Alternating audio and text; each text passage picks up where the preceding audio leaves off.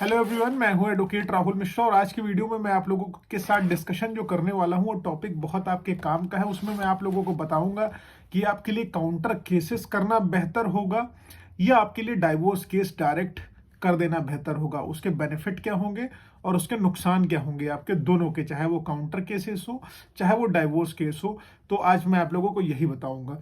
लेकिन video start करूं उससे पहले मेरी आप लोगों से रिक्वेस्ट है कि अगर आप लोग चैनल पर नए हैं या पहली बार आ रहे हैं या अभी तक आप लोगों ने इसे सब्सक्राइब नहीं किया तो प्लीज सब्सक्राइब करिएगा। साथ ही साथ एक हम्बल रिक्वेस्ट और है कि अगर आप लोग मुझसे पर्सनली बात करना चाहते हैं तो डायरेक्ट कॉल ना करिए, आप पहले व्हाट्सएप के थ्रू अपनी अपॉइंटमेंट बुक कराइए। अपॉइंटमेंट शेड्यूल कराकर आप मुझसे बात कर सकते हैं, नंबर आपको डिस्क्रिप्शन में मिल जाएगा।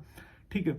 देखिए दोस्तों, जब भी आपका मैट्रिमोनियल विवाद होता है आपके ऊपर बहुत सारे केसेस कर दिए जाते हैं। 125 कर दिया जाता है मेंटेनेंस मांगने के लिए, 125 सीआरपीसी में डीवी कर दिया जाता है, उसमें भी मेंटेनेंस मांगा जाता है, 498 ए कर दिया जाता है और हस्बैंड के ऊपर बहुत सारे केसेस हो जाते हैं। ऐसी दशा में हस्बैंड क्या होता है, वो हैरेस होने लगता है, वो अपनी एंटीसिपेटरी बेल के लिए भागता रहता है, क्वेशिंग के लिए भागता रहता है। तो इसी सारे प्रोसीजर में लगभग उसका 1 साल का समय जो है निकल जाता है। अब क्वेश्चन ये आता है कि हस्बैंड के पास क्या क्या ऑप्शंस हैं। ठीक है। और वाइफ के पास तो बहुत सारे ऑप्शन है।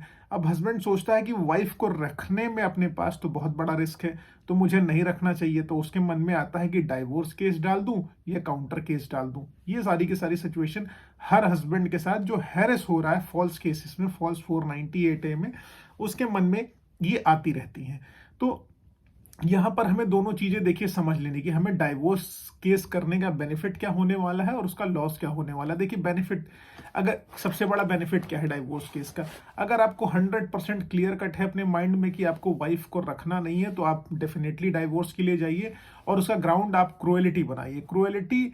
लेकिन क्या हो जाएगा कि हस्बैंड की तरफ से प्रूफ करना उतना मजबूत नहीं होता, उतना ईजी नहीं होता। हालांकि आप जो है डिजर्शन का ग्राउंड ले सकते हैं, डाइवोर्स ले सकते हैं 2 साल का, लेकिन डिजर्शन चाहिए कम से कम 2 साल आपसे पत्नी दूर रही होगा, डिजर्शन के बेसिस पे आ रहे हैं। हालांकि कंटेस्टेड डाइवोर्स में कोई टाइम लिमिट नहीं है, डायरेक्ट डाइवोर्स फाइल कर सकते हैं। लेकिन अगर सिर्फ आप डिजर्शन शो करने की कोशिश कर रहे हैं, एकदम लाइफ से हटने की कोशिश कर रहे हैं, तो 2 साल का सेपरेशन पीरियड का आपको वेट करना होगा।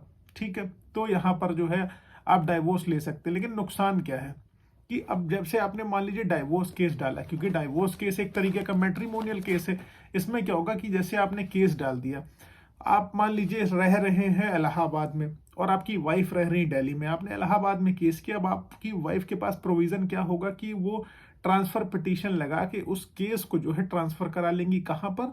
वो जहां पर निवास कर रही हैं, यानी कि जहां पर रह रही हैं वो ट्रांसफर केस करा लेंगी और वो केस वहां पर आराम से ट्रांसफर हो जाएगा। ठीक है।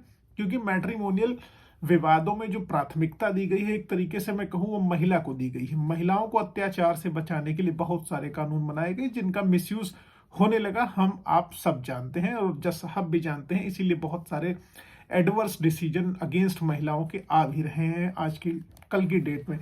अब मान लीजिए आपने डाइवोर्स केस डाला तो आपकी वाइफ क्या करेंगी, उसमें नुकसान, पहला नुकसान क्या है, सबसे पहले कि आपकी वाइफ जो है अपनी प्लेस पर उसको ट्रांसफर करा लेंगी आपको। दूसरा नुकसान क्या है, आपकी वाइफ क्या करेंगे, सेक्शन 24 HMA की एप्लीकेशन लगा के आपसे जो है खर्चा मांग लेंगी। ठीक है।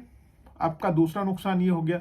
उसी के बाद क्या करेंगे, वो लिटिगेशन एक्सपेंसेस मांग लेंगे, मुकदमा लड़ने तक का पैसा फिर वो आपसे मांग लेंगे और आपको वो देना पड़ेगा, कोर्ट दिलाती है। परमानेंट एलिमनी भी आपसे वो क्लेम कर सकती है। बहुत सारी चीजें जो उनके पास प्रोविजंस हैं महिलाओं के पास, वो उसका इस्तेमाल कर सकती हैं। तो डाइवोर्स डालने का फायदा आपको यही है कि मतलब जब आपको 100% लेना ही लेना है तो आप उसकी प्रोसीडिंग्स में जा सकते हैं, अदरवाइज आपको डाइवोर्स में जाने की आवश्यकता नहीं है।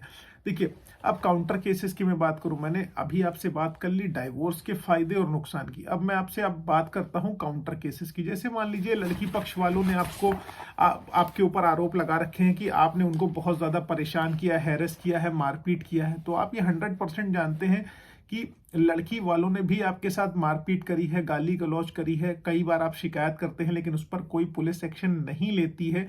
तो इन सारे जो घटनाक्रम हुए रहते हैं उनको सिस्टमैटिक तरीके से अपने फेवर में अरेंज करके आप उनके ऊपर केस करिए। ठीक है। काउंटर केस में क्या होगा बेनिफिट आपको कि सामने वाली पार्टी जो भी होगी उसको आपकी प्लेस पर आना होगा, ना कि आपको उसकी प्लेस पर जाना होगा। मैट्रिमोनियल केसेस में क्या होता है कि वाइफ जो होती है वो सारे के सारे केसेस अपनी प्लेस पर ट्रांसफर कराने में सफल हो जाती हैं। लेकिन जब आप काउंटर केसेस करेंगे उनके ऊपर, वो भी क्रिमिनल नेचर के मुकदमे करेंगे, तो उन क्रिमिनल नेचर के मुकदमों को वो अपनी प्लेस पर ट्रांसफर नहीं करा पाएंगे, क्योंकि वो मैट्रिमोनियल डिस्प्यूट नहीं है। आई होप ये चीजें आपको क्लियर है। तो काउंटर केस में बेनिफिट आपको ये है कि जैसे वो आपको फंसा के रखना चाहती हैं, आपको हैरेस करना चाहती हैं 10 मुकदमे लिखाकर, तो उसी तरीके से आप भी उनके गलत कृत्यों के लिए मुकदमे लिखाइए। मैं नहीं कह रहा हूं कि आप उनके ऊपर मुकदमे लिखाइए फेक और बेग एलिगेशन लगा के, नहीं, आपको उनके ऊपर मुकदमे लिखाने हैं जो उन्होंने आपके अगेंस्ट गलत करा हुआ है, जो कुछ भी आपके अगेंस्ट गलत हुआ है उसके लिए आप मुकदमे लिखाइए। तो काउंटर केस में क्या होगा, आपकी वाइफ को, उसके परिवार वालों को आपकी प्लेस पर आना होगा। कभी कभी जब आप काउंटर केस की नोटिस भी सर्व कर देते हैं, नोटिस सर्व करने के बाद ही आपकी चीजों में समझौता हो जाता है, आपकी चीजें सुधर जाती हैं, सेटलमेंट होने लगता है। कभी कभी क्या हो जाता है, म्यूचुअल डाइवोर्स की बात होने लगती है, जहां पर आप कंटेस्टेड में बहुत लंबा लड़ते, वो कहती है सामने वाली पार्टी कि आप अपने केसेस हटा लीजिए, हम अपने केसेस हटा लेंगे, और हम दोनों मिलके जो है म्यूचुअली डाइवोर्स ले लेते हैं और अपने अपने रास्ते लग जाते हैं। ये हो सकता है, ये होता है जनरली। अब यहाँ पर दोनों चीजें समझने के बाद जो कंक्लूजन निकल कर आता है, जो मेरा अपना पर्सनल ओपिनियन है, कि डाइवोर्स केस में जाने से बेहतर है आप काउंटर केसेस के लिए जाइए, क्योंकि काउंटर केसेस आपके लिए बेनिफिशियल इसलिए है कि आपको आपकी वाइफ के प्लेस पर जाकर केस लड़ने की जरूरत नहीं होगी। आपकी वाइफ को, उसके फैमिली वालों को, जिन लोगों ने आपको हैरेस करा हुआ था, जिनकी वजह से आप परेशान हैं, उन लोगों को आपकी प्लेस पर आके आपसे केसेस लड़ने पड़ेंगे और उनके भी खर्चे होंगे। तब उनको समझ में आएगा कि भाई एक ही आदमी के एक्सपेंसेस नहीं होने चाहिए, दोनों पार्टीज के एक्सपेंसेस होंगे। न्यूटन्स का third law, every action has equal and opposite reaction. तो इस तरीके से आप उनको भी डिस्टर्ब कर सकते हैं। उम्मीद है आपको ये जानकारी पसंद आई होगी। अगर ये जानकारी आपको पसंद आई है, इस वीडियो से कुछ आपका बेनिफिट होता है, तो आप सुपर थैंक्स बटन पर क्लिक करके थोड़ा सा सहयोग कर सकते हैं। साथ ही साथ आप मुझे फेसबुक, इंस्टाग्राम, ट्विटर पर भी फॉलो कर सकते हैं। Thank you so much. जय हिंद।